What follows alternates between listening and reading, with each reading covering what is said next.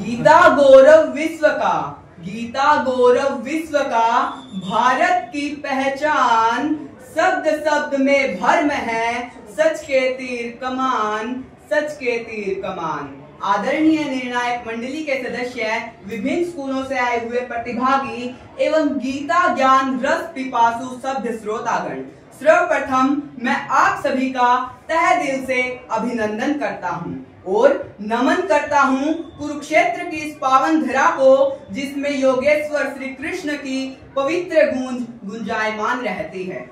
मैं राजकीय वरिष्ठ माध्यमिक विद्यालय काबर शाखा छात्र उज्ज्वल आज आप सभी के समक्ष श्री भगवत गीता से जुड़ी शिक्षाओं पर प्रकाश डालना चाहूंगा। श्री भगवत गीता से मैंने क्या सीखा, उसकी सीख, उसका अनुभव और कुछ अनुभूति आप सभी के साथ साझा करना चाहूंगा। मान्यवर, प्रश्न यह नहीं है कि गीता मुझे पढ़नी चाहिए या गीता आपको पढ़नी चाहिए।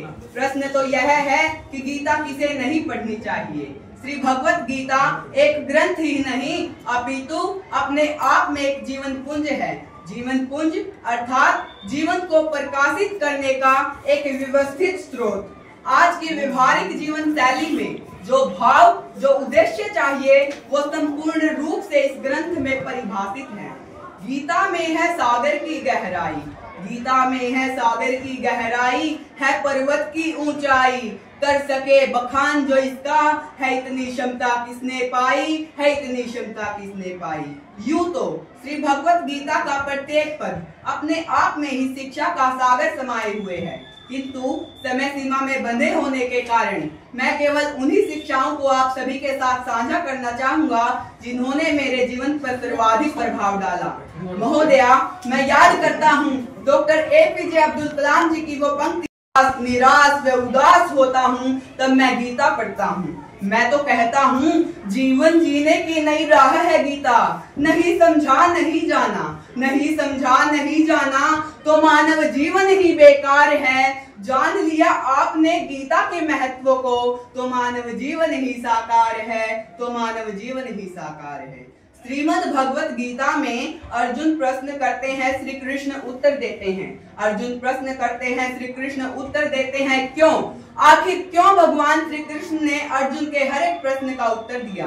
क्योंकि भगवान श्री कृष्ण नहीं चाहते थे कि युद्ध से पहले अर्जुन के मन में कोई संशय रहे, कोई संदेह रहे।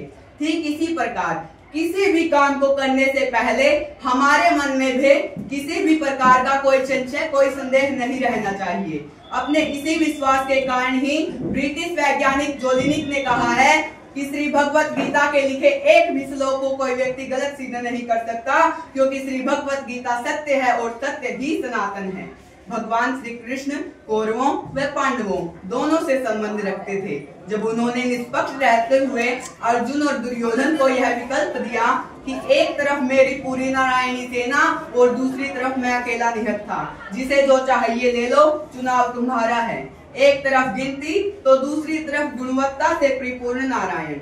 दुर्योधन ने गिनती पर जोर दिया, परंतु अर्जुन ने गुणवत्ता पर। और पूरा विश्व जानता है कि इस युद्ध का परिणाम क्या हुआ।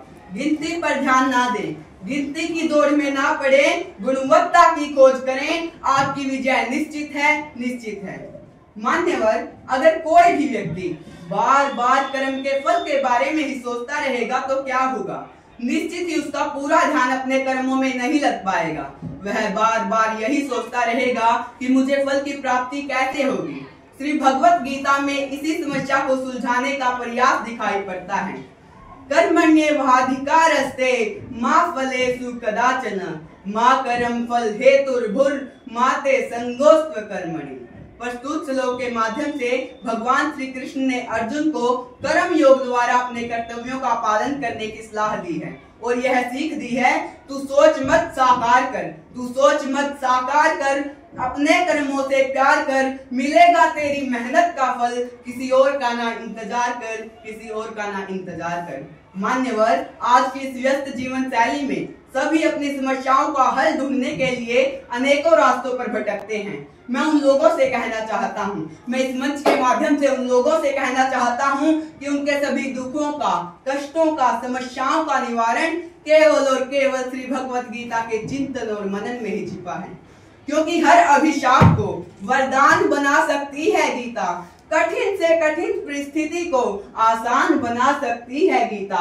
भगवान श्री कृष्ण की वाणी पर हो यदि विश्वास, तो सामान्य से सामान्य मनुष्य को भगवान बना सकती है गीता, भगवान बना सकती है गीता। मेरा मानना है श्री भगवत गीता किसी धर्म विशेष का ग्रंथ नहीं है, किसी संप्रदाय विशेष का ग्रंथ नहीं है। इसने विषम परिस्थितियों में प्रत्येक व्यक्ति का उचित मार्गदर्शन किया है। मेरा दृढ़ विश्वास है श्री भगवत गीता का महत्व अतीत में भी था, वर्तमान में भी है और भविष्य में भी ऐसे ही बना रहेगा। श्री भगवत गीता के इसी महत्व को बनाए रखने के लिए प्रतिवर्ष अंतर्राष्ट्रीय गीता महोत्सव का आयोजन किया जाता है, ताकि विभिन्न स्कूलों से विभिन्न विद्यार्थी विभिन्न प्रतियोगिताओं में भाग लेकर अपनी प्रतिभा का प्रदर्शन कर सके। इसलिए मैं यही कहना चाहूंगा कि मुस्कुराइए, क्योंकि आप उस प्रदेश के निवासी हैं जिसकी धरा पर स्वयं भगवान ने श्री भगवत गीता जैसा दिव्य ज्ञान दिया। अंत में श्री भगवत गीता की महिमा का वर्णन करते हुए मैं अपनी वाणी को विराम दूंगा और आप सभी से इजाजत चाहूंगा। इससे परे कुछ भी नहीं, इससे परे कुछ भी नहीं, संसार का विस्तार है जिस भांति माला में मणि, इसमें गुथा संसार है, इसमें गुथा संसार है। धन्यवाद। जय हिंद, जय भारत, जय गीता।